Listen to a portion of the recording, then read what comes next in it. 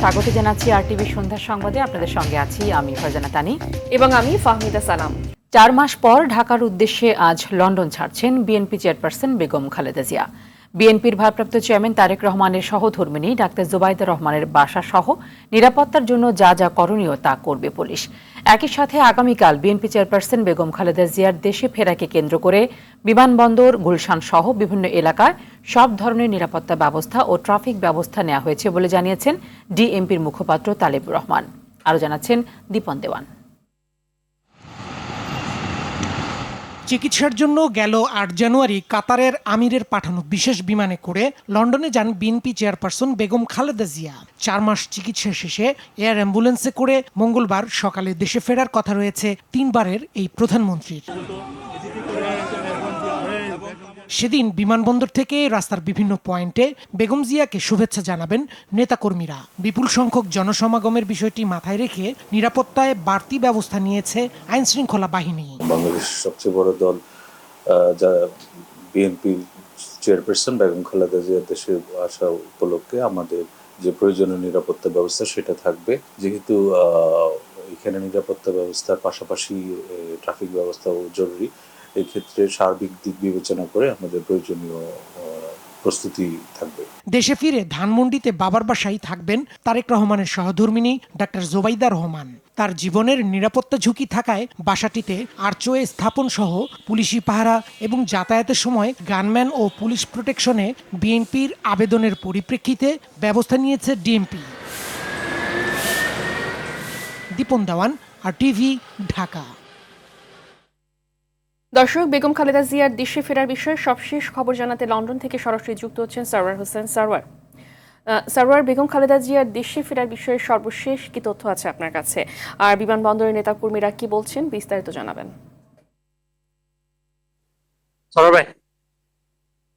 ধন্যবাদ ফাহমিদা। আপনারা যেমনটি সাবেক 3 বারের প্রধানমন্ত্রী এবং বিএনপি চেয়ারপারসন বেগম খালেদা জিয়া অল্প কিছুক্ষণের মধ্যে লন্ডনের হিথ্রো এয়ারপোর্টে এসে পৌঁছাবেন এবং তিনি কাতার আমিরের দেওয়া বিশেষ এয়ার অ্যাম্বুলেন্সে করে বাংলাদেশের উদ্দেশ্যে যাত্রা শুরু করবেন। এখানে আমার পিছনে দেখতে পাচ্ছেন শত শত বিএনপির নেতাকর্মী হিথ্রো এয়ারপোর্টের পাশে এসে জড়ো হয়েছেন। তারা বেগম জিয়াকে স্বাগত জানাতে, বিদায় জানাতে এসেছেন। আমার সাথে আছেন যুক্তরাজ্য বিএনপি সভাপতি আইয়ুব মালিক।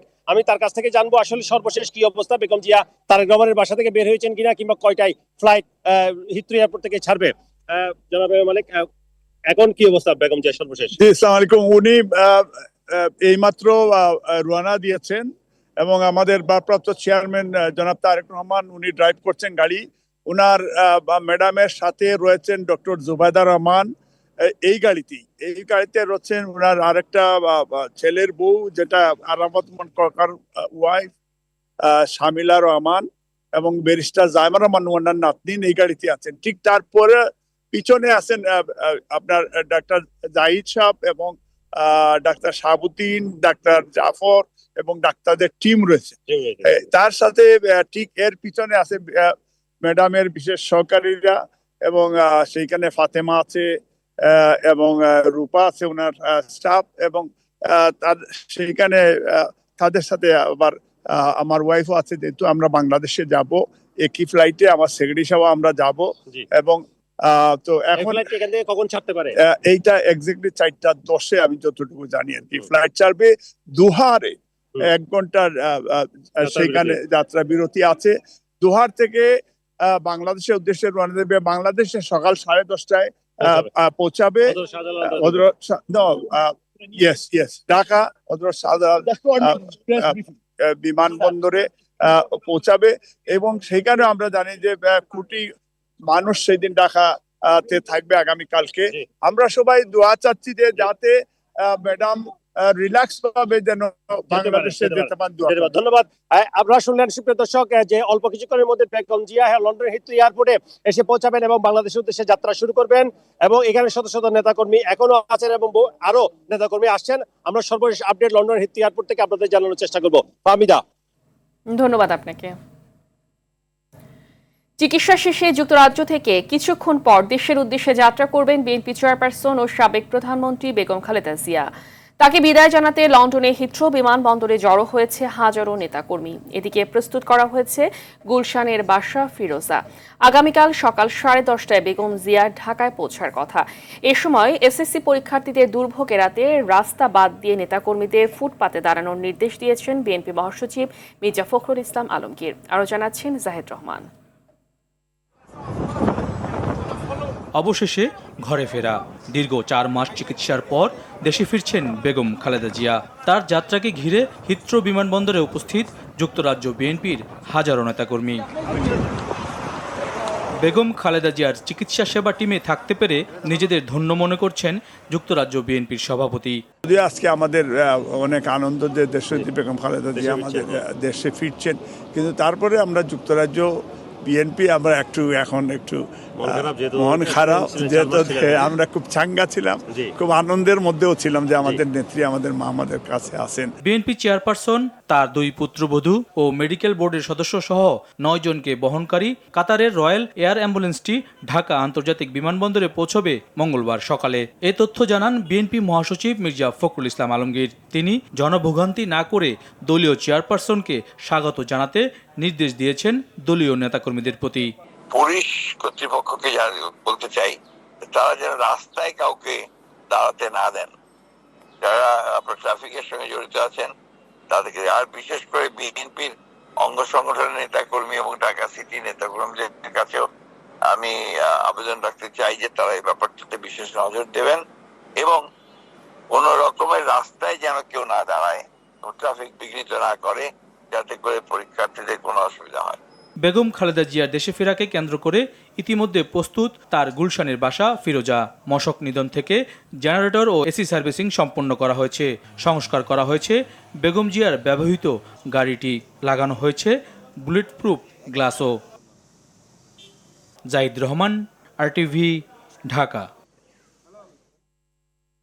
এবার আর দিনের ভোট রাতে হওয়ার কোনো সুযোগ নেই জানিয়ে প্রধান নির্বাচন কমিশনার এএমএম নাসিরউদ্দিন বলেছেন, একটি অবাধ, সুষ্ঠু, নিরপেক্ষ ও সুন্দর নির্বাচন করতে ইসি প্রতিজ্ঞাবদ্ধ। ভোটার তালিকা হালনাগাদ ও ত্রয়োদশ জাতীয় সংসদ নির্বাচন উপলক্ষে ময়মনসিংহ অঞ্চলের নির্বাচন কর্মকর্তাদের সঙ্গে মত বিনিময় সভায় এসব কথা বলেন তিনি। নির্বাচন কমিশনার আরও বলেন, কোনো রাজনৈতিক বিতর্কে জড়াবে না কমিশন। যে কোনো সিদ্ধান্ত কমিশনের সকল সদস্য মিলেই নেওয়া হচ্ছে। এ সময় আঞ্চলিক নির্বাচন কর্মকর্তা শাহিনুর ইসলাম, ময়মনসিংহ অঞ্চলের অতিরিক্ত নির্বাচন কর্মকর্তা, জেলা নির্বাচন কর্মকর্তা সহ সংশ্লিষ্টরা উপস্থিত ছিলেন। দিনের ভোট রাতে হওয়ার আর সুযোগ নাই, ওইটা ফিরে আসবে বলে মনে করি না। অন্তত যতদিন আমরা আছি যা করবো ইনশাল্লাহ একদম সহি নিয়তে করব, সঠিকভাবে করব, আইন কানুন মেনে করব, বিবেকের সায় নিয়ে করব এবং একদম নিরপেক্ষভাবে কাজ করব। সে নিয়ে কাজ করে যাচ্ছি, কাজ করে যাব ইনশাল্লাহ। তাতে আমি কেউকে ব্যক্তিকে খুশি করার জন্য কোনো কাজ আমরা করছি না। জাতীয় নির্বাচন কখন হবে সে সিদ্ধান্ত বাংলাদেশের, তবে টেকসই দেশ নির্মাণে গুরুত্বপূর্ণ সংস্কারগুলো সম্পন্ন করা প্রয়োজন বলে মন্তব্য করেন বাংলাদেশে নিযুক্ত ইউরোপীয় ইউনিয়নের head of delegation Michael Miller. সকালে জাতীয় প্রেস ক্লাবে ডুকার্ভ টকে নির্বাচন নিয়ে ইউরোপীয় ইউনিয়নের তরফ থেকে কোনো চাপ নেই বলে মন্তব্য করেন মিলার। রাজনৈতিক দল ও অন্তর্বর্তী সরকার সংস্কারে একত্রে কাজ করবে বলে আশা প্রকাশ করেন তিনি। জুলাই আগস্টে হত্যাকাণ্ডের সাথে জড়িত প্রত্যেকের বিচার স্বচ্ছতার সাথে দেখতে চায় ইইউ। ইউরোপীয় ইউনিয়নভুক্ত দেশে পাচার হওয়া অর্থ সরকার ফেরত আনতে যথাযথ তথ্য উপাত্ত নিয়ে যোগাযোগ করলে সহযোগিতার আশ্বাস দেন মিলার।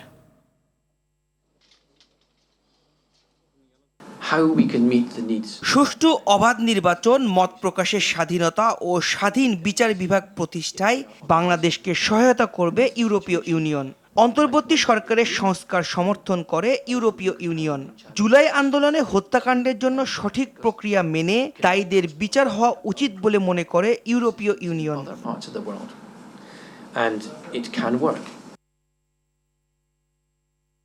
সরকার কোনো গণমাধ্যম বন্ধ করবে না, তবে সংবাদ মাধ্যম কোনো দলের হয়ে কাজ করছে কিনা তা খতিয়ে দেখা হবে বলে জানিয়েছেন তথ্য ও সম্প্রচার উপদেষ্টা মাহফুজ আলম। তিনি বলেন, সাংবাদিকদের বিরুদ্ধে মামলা হলে তা হয়রানিমূলক কিনা তা পর্যালোচনা করা হবে। এদিকে বিগত সরকারের আমলে সাংবাদিকদের উপর করা রাজনৈতিক ও চক্রান্তমূলক সব মামলা নির্বাহী আদেশে প্রত্যাহারের দাবি জানিয়েছেন সাংবাদিক নেতারা। আরও জানাচ্ছেন রুদ্র রফিক। সাংবাদিকতা সম্পর্কে আমাদের রাজধানীর বেইলি রোডের চলচ্চিত্র প্রকাশনা অধিদপ্তরে ফ্যাসিবাদের শাসনামলে সাংবাদিক হত্যা ও নিপীড়ন শীর্ষক সেমিনারের আয়োজন করে বাংলাদেশ সাংবাদিক কল্যাণ ট্রাস্ট। এতে উপস্থিত ছিলেন দেশের প্রথম সারির গণমাধ্যমের সম্পাদক, সাংবাদিক নেতা ও আওয়ামী সরকারের আমলে হত্যার শিকার সাংবাদিকদের স্বজনরা। অন্যায়ের বিরুদ্ধে কথা বলায় বিগত সরকারের শাসনামলে যেসব সাংবাদিক হত্যা হয়েছেন তার সুষ্ঠু বিচার এখনো হয়নি বলে অভিযোগ স্বজনদের। সংবাদ মাধ্যমকে টিকিয়ে রাখতে ঋণ সহায়তা প্রদান ও সাংবাদিকদের ন্যূনতম বেতন 9ম গ্রেড অনুযায়ী হওয়ার প্রয়োজনীয়তা উঠে আসে সেমিনারে। এই যে সাংবাদিকরা মামলার শিকার হয়েছেন, এই রাজনৈতিক মামলাগুলো এবং চক্রান্তমূলক মামলাগুলো যেগুলো আওয়ামী লীগ সরকার করেছে, সেগুলো আমি একটি নির্বাহী আদেশে একদিনে প্রত্যাহার করার জন্য বর্তমান সরকারের কাছে অনুরোধ জানাচ্ছি।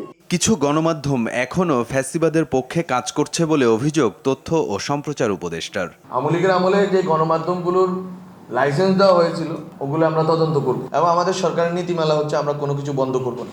আমরা খতিয়ে দেখব যে কোনো সংবাদ মাধ্যম হিসেবে কাজ করেছে নাকি একটা দলের মুখপাত্র হিসেবে কাজ করেছে। এখন যে যেখানে পারতেছে মামলা দিতেছে, মামলা যেগুলো হয়েছে সেগুলো যদি হয়রানিমূলক কিছু হয় সেটার বিরুদ্ধে আমরা যাব। পতিত সরকারের আমলে দেয়া গণমাধ্যমগুলোর লাইসেন্স তদন্ত করে দেখা হবে বলেও জানানো হয় সেমিনারে। আপনারা আমাদের সহযোগিতা করবেন। রুদ্র রফিক, RTV, ঢাকা।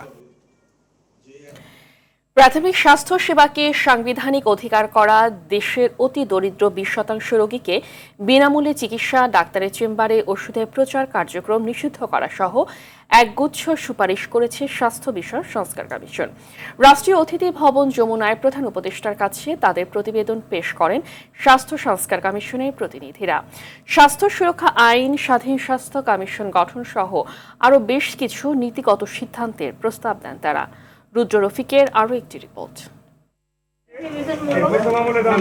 চিকিৎসক রোগীকে যে প্রেসক্রিপশন দেন তাতে লেখা থাকে ওষুধ কোম্পানির ব্র্যান্ডের নাম। অভিযোগ আছে বিভিন্ন কোম্পানির দ্বারা প্রভাবিত হয়ে জেনেরিক নামের পরিবর্তে ওই প্রতিষ্ঠানের ওষুধ কিনতে বাধ্য করেন চিকিৎসকরা। স্বাস্থ্যখাত সংস্কার কমিশন এই অবস্থার অবসান চেয়ে তাদের সুপারিশ দিয়েছে। বেসরকারি হাসপাতালে ইচ্ছেমতো অর্থ নেয়া নিয়ন্ত্রণ করা, মানহীন হাসপাতাল বন্ধ করা সহ বেশ কিছু সুপারিশ করে স্বাস্থ্যখাত সংস্কার কমিশন প্রধান উপদেষ্টার হাতে চূড়ান্ত প্রতিবেদন জমা দিয়েছে। পরে ফরেন সার্ভিস একাডেমিতে সুপারিশের দিকগুলো তুলে ধরা হয়। দেশের 20% মানুষ যারা অতি দরিদ্র তারা সব ধরনের সেবা বিনামূল্যে পাবে হাসপাতালে, এবং এর হয়তো 10 ভাগ সরকারি হাসপাতালে, 10 ভাগ বেসরকারি হাসপাতালে। প্রাথমিক স্বাস্থ্য সেবা যে মানুষ ফ্রি পেতে পারে তার জন্য এখন একটা আইন তো অর্ডিন্যান্স দিয়ে করতে পারেন তারা। প্রত্যেকটা ডিভিশনে একটা করে আন্তর্জাতিক মানের আঞ্চলিক রেফারেল হাসপাতাল করার প্রস্তাবনা দেওয়া হয়েছে। সরকারি হাসপাতালে জনবল নিয়োগ, অত্যাবশ্যকীয় ওষুধের তালিকা বৃদ্ধি, রোগীদের বিদেশমুখিতা কমাতে নতুন হাসপাতাল নির্মাণের প্রস্তাব করেছে কমিশন। আমরা প্রপোজ করেছি যে একটা বাংলাদেশ স্বাস্থ্য কমিশন যে ওভারসি করবে, পলিটিক্যাল ইস্যুগুলো আলাপ করবে, আর একটা হলো স্বাস্থ্য সেবা বিভাগ ডিসেন্ট্রালাইজড হয়ে যাবে, এক জায়গায় মানসম্মত মেধাসম্পন্ন লোক আকৃষ্ট হয়, সেজন্য তাদের জন্য আলাদা পে স্কেল করতে হবে। ইউনিক স্বাস্থ্য আইডি ও স্মার্ট স্বাস্থ্য কার্ড চালুর ব্যাপারেও সুপারিশ করা হয়েছে। যাবতীয় সুপারিশ বাস্তবায়নে অন্তত 2 বছর সময় লাগবে বলেও জানিয়েছে স্বাস্থ্যখাত সংস্কার কমিশন। ধন্যবাদ ও কৃতজ্ঞতা জানিয়ে আমার বক্তব্য শেষ করছি। রুদ্র রফিক, RTV, ঢাকা। জাতীয় নাগরিক পার্টির মুখ্য সংগঠক হাসনাত আবদুল্লাহর উপর হামলাকারীদের কোনো রকম ছাড় দেওয়া হবে না বলে হুঁশিয়ারি দিয়েছেন স্বরাষ্ট্র উপদেষ্টা লেফটেন্যান্ট জেনারেল অবসরপ্রাপ্ত মোহাম্মদ জাহাঙ্গীর আলম চৌধুরী। বলেন, জুলাই অভ্যুত্থান বিরোধী শক্তি যেন মাথাচাড়া দিয়ে উঠতে না পারে সেজন্য সজাগ আছে আইনশৃঙ্খলা বাহিনী। সচিবালয়ে বাংলাদেশ সফররত ইতালির স্বরাষ্ট্রমন্ত্রী মাত্তেও পিয়ান্তেদোসির সঙ্গে বৈঠকের শেষে এসব কথা বলেন তিনি। উপদেষ্টা আরও বলেন, ইতালি বাংলাদেশ থেকে আরও জনশক্তি নিতে আগ্রহী।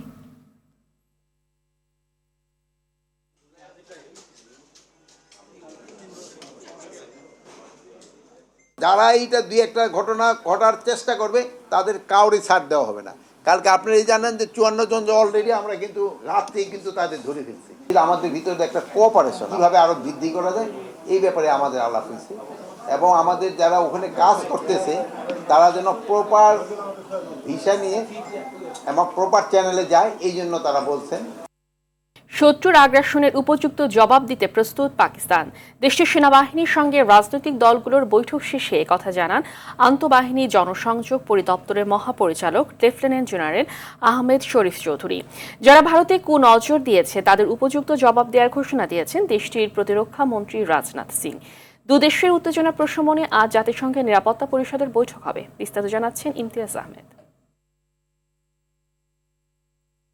ভারতের সঙ্গে ক্রমবর্ধমান উত্তেজনার মধ্যে রোববার জাতীয় নিরাপত্তা নিয়ে রাজনৈতিক দলগুলোর সঙ্গে বৈঠক করে পাকিস্তানের সেনাবাহিনী। তেহরিক-ই-ইনসাফ পিটিআই বাদে দেশটির সব রাজনৈতিক দলের প্রতিনিধি এতে অংশ নেয়। বৈঠকের সিদ্ধান্ত হয় পেহেলগাম ঘটনাকে ইস্যু করে ভারত পাকিস্তানে কোনো ধরনের অপতৎপরতা চালালে তা সর্বোচ্চ শক্তি দিয়ে রুখে দেওয়া হবে। এ সময় ভারতীয় আক্রমণ রুখে দিতে রাজনৈতিক দলগুলোর তরফে একটি যৌথ ফ্রন্ট গঠনের অঙ্গীকার করা হয়। পরে সংবাদ সম্মেলনে পাকিস্তানের আন্তঃবাহিনী জনসংযোগ পরিদপ্তরের মহাপরিচালক লেফটেন্যান্ট জেনারেল আহমেদ শরীফ চৌধুরী ও তথ্যমন্ত্রী আতাউল্লাহ তারার জানান, ভারতের যে কোনো ধরনের হামলা রুখে দিতে পাকিস্তান প্রস্তুত। ভারতের সঙ্গে টান টান উত্তেজনা এবং সম্ভাব্য হামলার আশঙ্কার মধ্যে আজাদ কাশ্মীরে অন্তত 2 মাসের খাদ্য মজুত করেছে পাকিস্তান। ভারতের প্রতিরক্ষামন্ত্রী রাজনাথ সিং বলেছেন, দেশটির বিরুদ্ধে যারা কুনজর দিয়েছে তাদের উপযুক্ত জবাব দেয়া ও সশস্ত্র বাহিনীর সঙ্গে কাজ করার দায়িত্ব তার।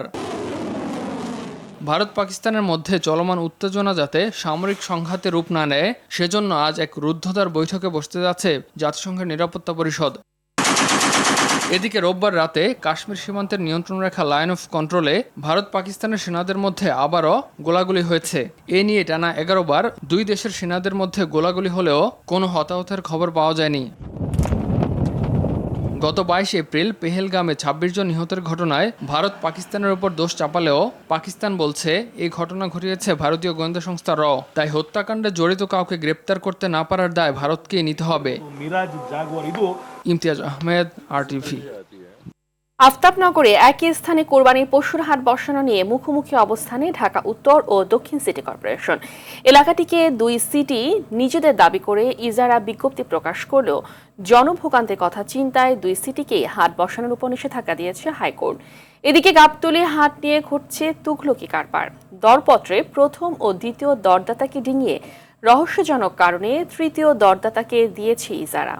উত্তরের প্রশাসক বলছেন তাতে রাজস্ব আদায়ে কোনো প্রভাব পড়বে না। শাকিবুর রহমানের আরেকটি রিপোর্ট। কুরবানির ঈদকে কেন্দ্র করে প্রতি বছর উত্তর সিটি কর্পোরেশনে গাবতলীতে একটি স্থায়ী সহ অস্থায়ী হাটের অনুমতি দেয়। এবারও 10টি অস্থায়ী হাটের জন্য দরপত্র প্রকাশ করে তারা। প্রকাশিত দরপত্রে আফতাবনগর হাটের জন্য MN ব্লক ও সানভ্যালি আংশিক অংশকে নির্ধারণ করা হয়েছে। যদিও 2 সিটিকে হাট বসাতে দরপত্র স্থগিত করে দেয় উচ্চ আদালত। ঢাকা উত্তর কর্পোরেশনেরটা মহামান্য হাইকোর্টের অ্যানেক্স 4 রুল অ্যান্ড স্টে করে দিয়েছে, সুতরাং আফতাবনগরে আর কোনো গরুর হাট বসছে না। এ বিষয়ে উত্তরের প্রশাসক বলছেন, এবার অস্থায়ী 10টি হাট বসবে। আইন শৃঙ্খলায় নেওয়া হবে বিভিন্ন পদক্ষেপ। গাবতলীর বাইরে আরো 10 থেকে 11টি হাট আমরা চিন্তা ভাবনা করছি। নিরাপত্তা বাড়বে, পরিচ্ছন্নতার জন্য আমরা চেষ্টা করবো অনেক বেশি করার জন্য। এই দুটো হচ্ছে মূল বিষয়। হাসিলের ক্ষেত্রে গরুর হাসিল যেন যতটুকু কমানো যায় আমরা সে চেষ্টা করব।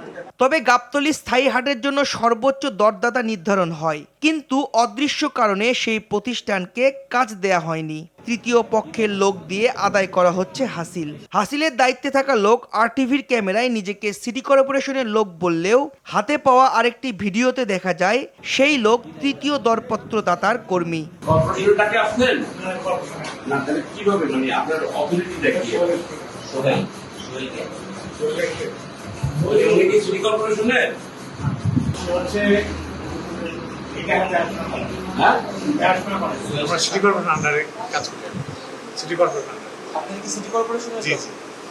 আমাদের বেতন কর্মচারী রেগুলার বেতন দেয়। হাসিল আদায় নিয়ে সিটি কর্পোরেশনের যখন এমন অবস্থা, ঠিক সেই সময়ে অনিয়মের অভিযোগে তদন্ত শুরু করে দুদক। তবে এসবকে নিছক ঘটনা উল্লেখ করেছেন উত্তরের প্রশাসক মোহাম্মদ এজাজ। আমরা করবো এবং এর চেয়ে বেশি আশা করতেছি আমাদের রেভিনিউ কারণ অনেক ভালো আসবে। ঈদের পরে দেখবেন যে আমরা রেভিনিউ কত পেয়েছি, তখন বোঝা যাবে যে আমরা পারি কি পারি। কেউ পরিচালনা করছে না, এগুলো ভুয়া কথাবার্তা। আমাদের ইয়াতে ক্যাশে এবং সব জায়গায় সিটি কর্পোরেশনের লোকজনই বসা থাকে, বাইরে কেউ থাকবে না। সর্বোচ্চ ইজারাদারকে দিলে গাবতলী হাট থেকে সরকারের দৈনিক 7.5 লাখ টাকার বেশি আয় হতো। সেখানে খাস আদায়ে গিয়ে সংস্থাটি 5 থেকে 6 দিনে আয় করেছে মাত্র 5 লাখ টাকা। সাকিবুর রহমান, RTV, ঢাকা। আসন্ন ঈদুল আজহার কোরবানির পশুর চামড়ার ন্যায্য মূল্য নিশ্চিতে কমিটি গঠনের নির্দেশ দিয়েছেন প্রধান উপদেষ্টা ডক্টর মোহাম্মদ ইউনূস। গতকাল রোববার রাষ্ট্রীয় অতিথি ভবন যমুনায় বৈঠকে বাণিজ্য উপদেষ্টা শেখ বশির উদ্দিনের নেতৃত্বে উচ্চ পর্যায়ের একটি কমিটি গঠনের নির্দেশ দেন তিনি। কোরবানির পশুর চামড়ার ন্যায্য মূল্য নিশ্চিত, পশু আনা নেয়া, বর্জ্য ব্যবস্থাপনা সহ সার্বিক বিষয়ে সুষ্ঠু ব্যবস্থাপনা নিশ্চিত করতে একটি উচ্চ পর্যায়ের কমিটি গঠন করতে নির্দেশ দিয়েছেন প্রধান উপদেষ্টা। পশুর চামড়ার দাম নিয়ন্ত্রণে একটি সিন্ডিকেট রয়েছে উল্লেখ করে প্রধান উপদেষ্টা বলেন, কোনো সিন্ডিকেট বা অব্যবস্থাপনার কারণে মানুষ কোরবানির পশুর চামড়ার ন্যায্য মূল্য থেকে যেন বঞ্চিত না হন, সেদিকে সতর্ক থাকার নির্দেশ দিয়েছেন তিনি। আগামী 2 মাসের মধ্যেই কৃষি ও কৃষক সুরক্ষা আইন পাশ করা হবে বলে জানিয়েছেন পরিবেশ উপদেষ্টা সৈয়দা রিজওয়ানা হাসান।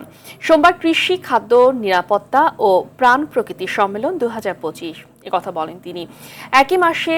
একই সাথে চলতি মাসেই মধুপুর শালবনে 150 একর জমিতে ইউক্যালিপটাস বাদ দিয়ে শাল গাছ লাগানো হবে বলেও জানান তিনি। একই অনুষ্ঠানে মৎস্য ও প্রাণী সম্পদ উপদেষ্টা ফরিদা আক্তার বলেন, অতিরিক্ত কীটনাশক ব্যবহারের কারণে মাছ ও ফসল দূষিত হচ্ছে, তাই কীটনাশক ব্যবহারে নীতি গ্রহণ করতে হবে।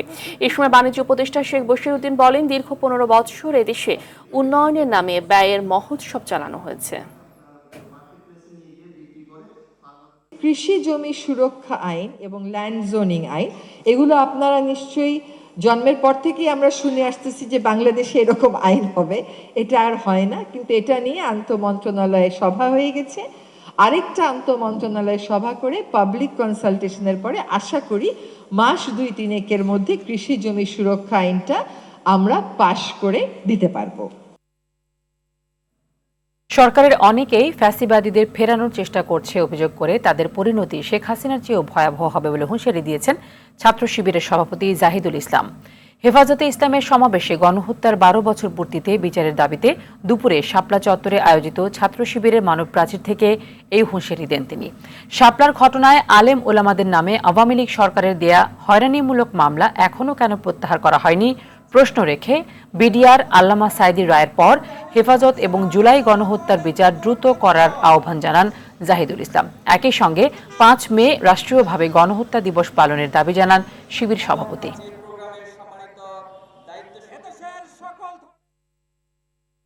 20 কোটি 7 লাখ টাকার অবৈধ সম্পদ অর্জন এবং 20টি ব্যাংক হিসেবে 700 কোটি 42 লাখ টাকার সন্দেহজনক লেনদেন করার অপরাধে সাবেক যুব ও ক্রীড়ামন্ত্রী ও সাবেক বিসিবি সভাপতি নাজমুল হাসান পাপনের নামে দুর্নীতি ও অর্থ পাচারের মামলা করেছে দুদক। দুদকের উপপরিচালক আক্তারুল ইসলাম জানান, পাপনের স্ত্রী রোকসানা হাসানের অ্যাকাউন্টে অবৈধ 48 কোটি টাকা লেনদেনের অভিযোগ তার বিরুদ্ধেও মামলা হয়েছে।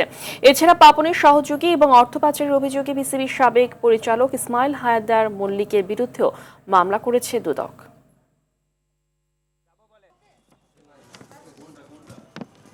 নাজমুল হাসান পাপন, সাবেক সভাপতি বাংলাদেশ ক্রিকেট বোর্ড, 20টি অ্যাকাউন্ট এর মাধ্যমে ঘুষ দুর্নীতির মাধ্যমে অর্জিত 742 কোটি 73,84,686 টাকার সন্দেহজনক লেনদেনের অপরাধে মানি লন্ডারিং প্রতিরোধ আইন 2012 এর সংশ্লিষ্ট ধারায় একটি মামলা রুজুর সুপারিশ করেছে কমিশন। চিরনিদ্রায় শায়িত হলেন জামায়াতে ইসলামীর সাবেক সহকারী সেক্রেটারি জেনারেল ও সুপ্রিম কোর্টের সিনিয়র আইনজীবী ব্যারিস্টার আব্দুর রাজ্জাক। রাজধানীর আজিমপুর গোরস্থানে তাঁকে সমাহিত করা হয়। আজ 2 দফায় জানা যায়, নীতির প্রশ্নে সবসময় আপোষহীন আব্দুর রাজ্জাককে অনুকরণীয় আদর্শ হিসেবে অভিহিত করেন সহকর্মীরা। জিএম মাহমুদকে সঙ্গে নিয়ে অরণ্য গফুরের রিপোর্ট। ব্যারিস্টার আব্দুর রাজ্জাকের দীর্ঘদিনের কর্মস্থল সুপ্রিম কোর্টের ইনার গার্ডেনের দ্বিতীয় জানাজা হয় রোববার 11:15টায়।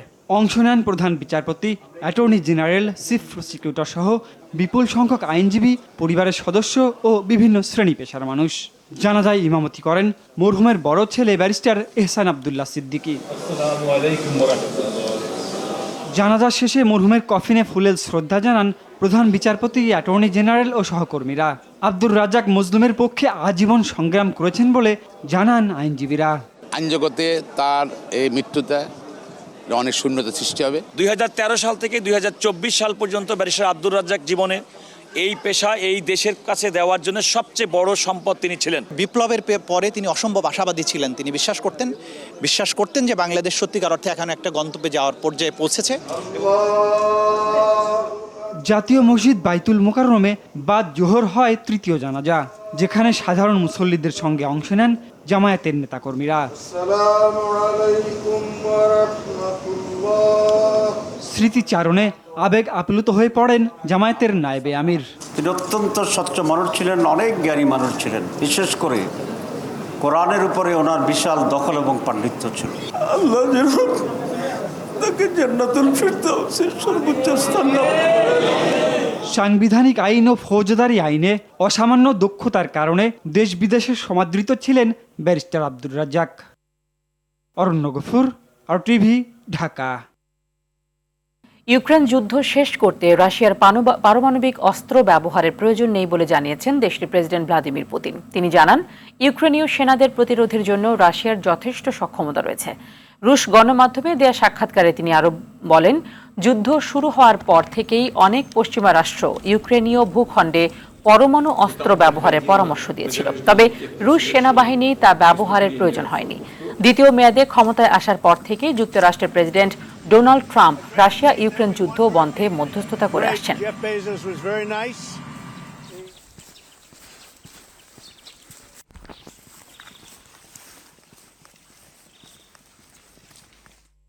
যুক্তরাষ্ট্রের প্রেসিডেন্ট হিসেবে তৃতীয় মেয়াদে হোয়াইট হাউসে ফেরার কোনো আকাঙ্ক্ষা নেই বলে জানিয়েছেন মার্কিন প্রেসিডেন্ট ডোনাল্ড ট্রাম্প। রোববার NBC নিউজের মিট দ্য প্রেস অনুষ্ঠানে দেওয়া সাক্ষাৎকারে একথা জানান তিনি। ট্রাম্প বলেন, বাস্তবিক অর্থে ভালো কিছু করার জন্য 4 বছরই যথেষ্ট। জানুয়ারিতে শপথ নেওয়ার পর মার্কিন সংবিধানের নীতি বদলে 3 মেয়াদে প্রেসিডেন্ট থাকতে চান ট্রাম্প, এমন গুঞ্জন শোনা যাচ্ছিল।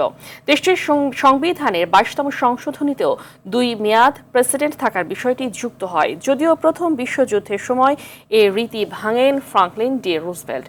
1933 সাল থেকে টানা 4 বার মার্কিন প্রেসিডেন্ট হন তিনি। এরপর বিভিন্ন সভায় ট্রাম্পের তৃতীয় মেয়াদে নির্বাচন করতে চাওয়ার কথায় তিনি সাবেক প্রেসিডেন্ট রুজভেল্টের পথে হাঁটছেন বলে মনে করেছিল অনেক মার্কিন নাগরিক।